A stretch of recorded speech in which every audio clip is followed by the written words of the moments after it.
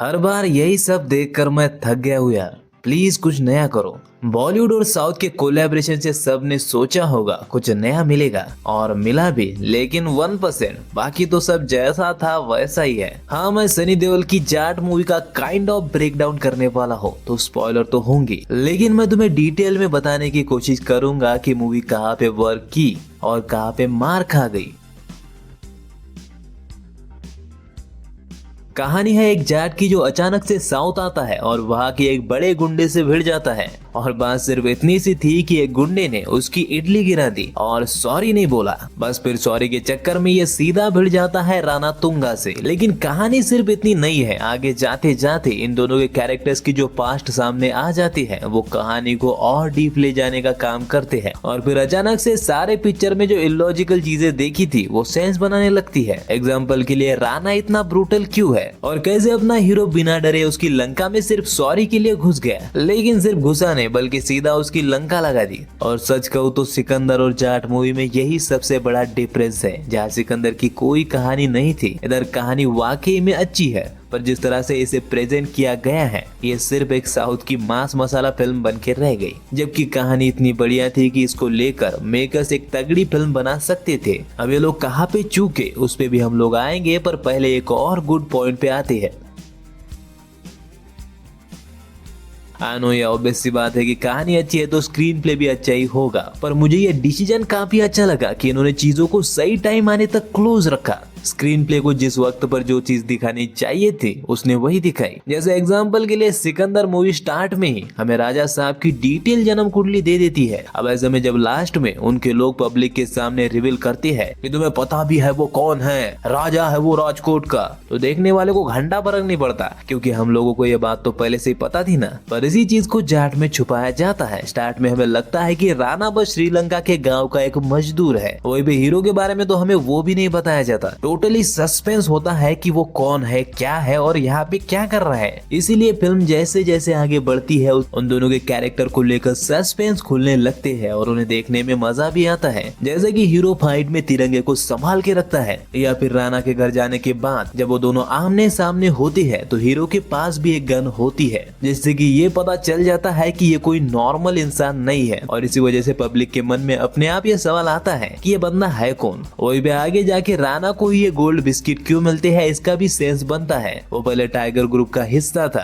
यानी कि एक टेररिस्ट था, और कभी उसने ही इन्हें गाड़ा होगा या फिर उसकी टीम में गाड़ा होगा, यानी कि वो आर्मी वालों के साथ सब कुछ पहले से ही प्लान करके आया था। लेकिन यार इतनी अच्छी स्टोरी और ठीक ठाक स्क्रीन प्ले होने के बाद भी ये लोग गदर 2 की बाउंड्री पार ही नहीं कर पाए। जबकि मैं बता दूं कि गदर 2 का टट्टी होने के पीछे सबसे बड़ा रीजन उसकी स्टोरी ही थी। लेकिन फिर सवाल तो है कि अगर यहाँ पे कहानी अच्छी है, स्क्रीन प्ले भी ठीक ठाक है, तो फिर प्रॉब्लम क्या है। जिस तरह से मेकर सलमान भाई को जबरदस्ती हर फिल्म में जवान दिखाने में लगे रहते हैं, उसी तरह से सन्नी बाजू को हर फिल्म में हरक्यूलिस दिखाने में लगे हुए हैं। और आजकल उनके साथ मेरे बिरादरी के लोग भी यही कह रहे हैं। यार सामने सनी देओल है, वो स्टोन पेपर सीजर तू हगा में लेके भागा, गेम खेल के हार जीत थोड़ी करेगा, वो पंखा उठा उठा के डालेगा ही। माफ करना सूरज भाई, पर मुझे ये याद नहीं है कि सनी देओल में जो अपने यंग एज में फिल्में की थी उसमें कभी इतना बड़ा पंखा उखाड़ा हो, या फिर बिल्डिंग का कॉलम उखाड़ा हो, या फिर गदर 2 की तरह पूरा बिजली का खंभा उखाड़ के फेंक दिया हो। और हाँ, यहाँ पे भी मैं याद दिला दूं कि हैंडपंप वाले सीन को भी कन्विंसिंग बनाया गया था। और यही नहीं, अगर हम गदर 1 की टाइमिंग को भी देखे तो वो भी 20-25 साल पहले रिलीज हुई थी। उस टाइम पे ये चीजें चलती थी, फिर भी उन्होंने पार्ट 1 में सभी चीजों को लॉजिकली दिखाया है, या फिर कन्विंसिंग तो दिखाया ही है, लेकिन यहाँ पे वो चीज भी मिसिंग है। खैर चलो छोड़ो यार, मैं भी कहा गदर 1 से इन फिल्मों की बराबरी करने की कोशिश कर रहा हूँ, पर देखो मैं सिर्फ इतना ही कहना चाहता हूँ कि उनके यंग एज वाली फिल्मों में भी उन्हें ताकतवर दिखाया गया है, पर इतना ही ताकतवर दिखाया गया था जितना देखने वालों को हजम हो सके। और अगर मुझ पे यकीन नहीं है तो उनकी जवानी की कोई भी फिल्म उठा के देख लो, चाहे वो 2.5 किलो के हाथ वाला डायलॉग वाली फिल्म क्यों ना हो, उसमें तुम्हें सनी देओल का कैरेक्टर बिलीवेबल ही लगेगा। और और साला अब ये लोग उन्हें हरक्यूलिस की तरह दिखा रहे हैं, जबकि अब ऐसा टाइम आ चुका है कि उनकी एज और फिजिकल कंडीशन इस चीज को नकारती है। तो हाँ, ये सबसे बड़ी प्रॉब्लम थी कि सन्नी पाजी गुंडों को ही नहीं उठा रहे हैं, बल्कि उनके साथ हवा में वो चीजें भी उड़ रही है जिनको उठाते वक्त सुपरमैन के भी पसीने निकल आएंगे। हालांकि मैं यहाँ पे ये भी मेंशन कर दूं कि राणा दगुपति राणा के बहुत सारे सीन बहुत ही अच्छे और ब्रूटल थे, पर हाँ, शुरुआत में ये बंदा अपने सिर्फ 4 साथियों के साथ बिना किसी हथियार के राइफल के साथ खड़े 30 आर्मी मैन को मार के गोल्ड लेके चप्पू वाली बोट से भारत आता है। क्यों भाई, कम से कम एक मोटर तो लगा देते बोट में, की थोड़ा सा तो लॉजिक रखते। और हैरानी की बात तो ये होती है कि इनमें से किसी को खरोच तक नहीं आती, मतलब 1-2 गोली लगते हुए तो दिखा देते, वो आर्मी मैन है यार, ऐसा थोड़ी ना है कि वो सिर्फ बंदूक लेके खड़े हैं और उन्हें चलानी ही नहीं आती है। तो हाँ, एक्शन ने इस फिल्म की कहानी अच्छी होके भी मास मसाला फिल्म से आगे इसे बढ़ने ही नहीं दिया। आई थिंक अगर ये एक्शन को थोड़ा सा ग्राउंडेड रखते तो फिल्म क्रिंज नहीं बन पाती, या फिर मास मसाला में ही थोड़ी सी ऊपर हो जाती। क्योंकि मैं अगेन ये कहना चाहूंगा कि आपके कैरेक्टर सॉलिड बैकग्राउंड के साथ बनाए गए हैं, एक टेररिस्ट है और दूसरा आर्मी मैन, तो मेरे हिसाब से अगर एक्शन को उसी हिसाब से बनाते तो मजा आता। लेकिन नहीं, इन्हें तो हीरोइज्म दिखाना है। सोचो, हीरोइज्म के चक्कर में साला इतना खतरनाक विलन होके भी लास्ट में हैंड टू हैंड बैटल में हीरो को एक खरोच तक नहीं आती, बस एक मुक्का मारता है। उसमें भी मैं शॉक हो गया था कि डायरेक्टर ने ये मुक्का अलाउ कैसे कर दिया विलन को।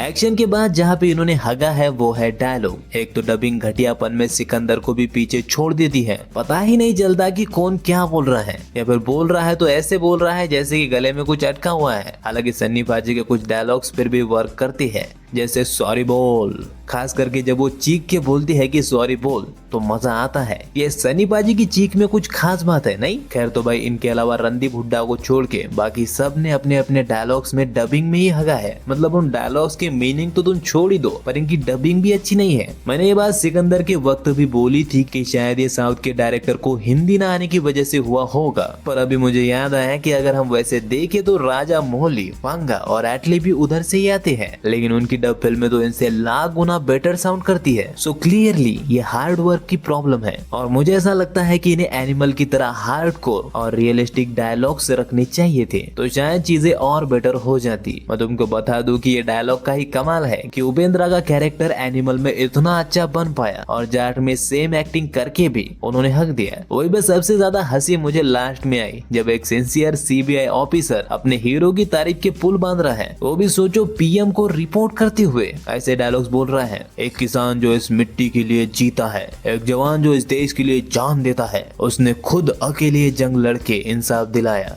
मतलब कमाल है यार। अगर रुकना ही नहीं था तो मैं डायरेक्टर से कहना चाहूंगा कि यहाँ पे ही क्यों रुके। नहीं, मतलब अगर तारीफ कर ही रहे हो तो पीएम से भी कुछ बुलवा ही देते। बात तो सही है।